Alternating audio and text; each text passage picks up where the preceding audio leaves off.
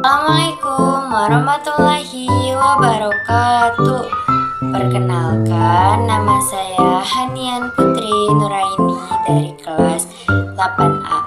Di sini saya akan menjelaskan tentang sejarah renang dan akuatik. Yuk kita simak video berikut ini. Teman-teman tahu tidak apa itu sejarah renang dimulai dari zaman apa?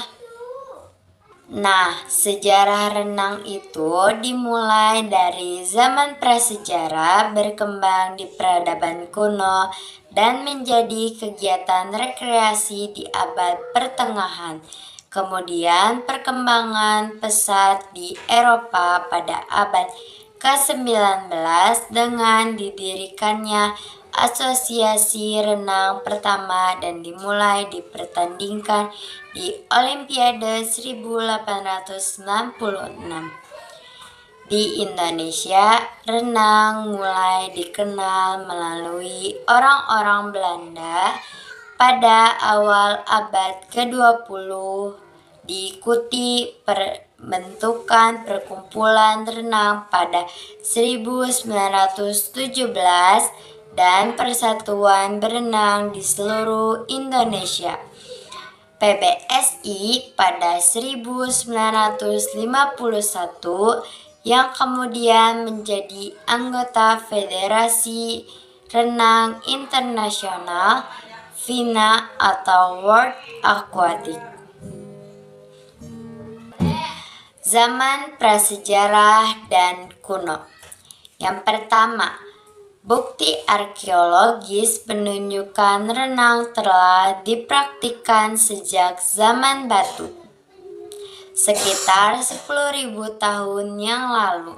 Bahkan ditemukan lukisan renang berusia 400 cm.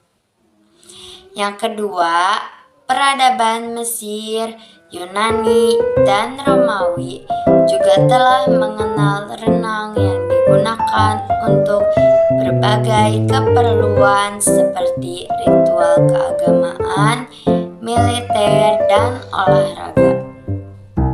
Nah, sekarang kita bakal membahas tentang perkembangan renang modern abad ke-18 hingga ke-19. Pada abad ke-18, renang mulai menjadi kegiatan rekreasi dan berkembang pesat di Inggris. Perlombaan renang pertama di Inggris diadakan pada tahun 1869. Tahun 1875, Matthew Webb menjadi orang pertama yang menyeberangi Selat Inggris dengan berenang gaya dada. Wow, keren banget ya teman-teman. Renang resmi dipertandingkan pada Olimpiade Athena 1896. Richard Cavill memperkenalkan gaya bebas pada tahun 1902 setelah gaya punggung diperkenalkan pada tahun 1896. Nah, sekarang kita akan membahas sejarah renang ke abad 20 hingga kini. Pada tahun 1908, Federasi Renang Internasional FINA didirikan untuk mengatur olahraga renang global. Gaya kupu-kupu juga mulai diperkembangkan pada tahun 1930-an dan dipertandingkan di Olimpiade pada 1952. Pada Agustus 2023, FINA berganti nama menjadi World Aquatics. Nah, sekarang kita bakal membahas sejarah renang di Indonesia. Simak videonya dengan baik ya. Pada awal abad ke-20, renang dikenal di Hindia Belanda, terutama oleh kalangan Eropa, dengan pembangunan kolam renang pertama di Bandung pada tahun 1904. Pembentukan perkumpulan berenang dimulai pada tahun 1917 dengan berdirinya Perserikatan Berenang Bandung.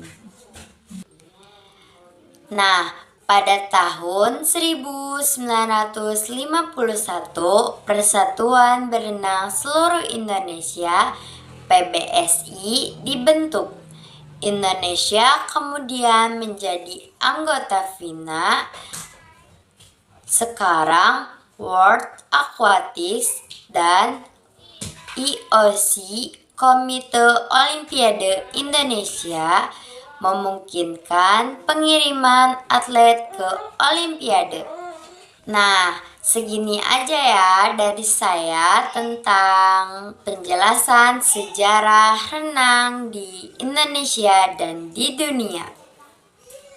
Nah, sekarang saya akan membahas tentang akuatik. Teman-teman tahu tidak apa itu akuatik? Akuatik adalah istilah yang menunjuk pada segala aktivitas atau olahraga yang dilakukan di dalam atau di permukaan air, termasuk renang itu sendiri loh. Definisi akuatik. Secara harfiah, akuatik berarti berair dan mengacu pada segala sesuatu yang berhubungan dengan di dalam atau di sekitar air. Konteks renang. Dalam konteks renang, akuatik adalah istilah payung yang mencakup olahraga renang itu sendiri, serta semua aktivitas lain yang dilakukan di kolam, danau, atau laut, baik sebagai sarana hiburan maupun kompetisi. Manfaat olahraga akuatik seperti renang sangat bermanfaat untuk kesehatan tubuh, seperti menjaga kebugaran, mengencangkan otot, dan meningkatkan daya tahan tubuh. Contoh akuatik aktivitas renang. Renang itu sendiri dengan berbagai gaya, seperti gaya bebas, gaya punggung, dan gaya dada, gaya kupu-kupu. Polo air, permainan tim yang dilakukan di air, di mana permainan berenang melempar bola untuk mencetak gol. Loncat indah, olahraga yang menghubungkan elemen akrobatik dan keindahan gerakan saat melompat dari papan atau platform dan melakukan manuver di udara. Selancar, olahraga yang dilakukan dengan memainkan papan dan bergerak di atas permukaan air laut yang bergelombang. Selam, aktivitas yang melibatkan penyelaman ke bawah air baik untuk rekreasi maupun dalam olahraga seperti loncat indah. arung jeram, kegiatan menyusuri sungai yang arusnya deras menggunakan perahu karet.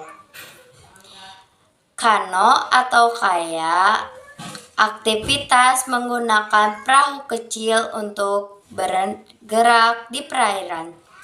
Nah, teman-teman, sampai sini sudah paham kan penjelasan dari saya? Terima kasih ya yang sudah menonton video ini. Semoga menginspirasi dan bermanfaat dan untuk memenuhi wawasan kalian dan teman-teman semua ya. Jangan lupa like, comment, and subscribe video ini sebanyak-banyaknya ya.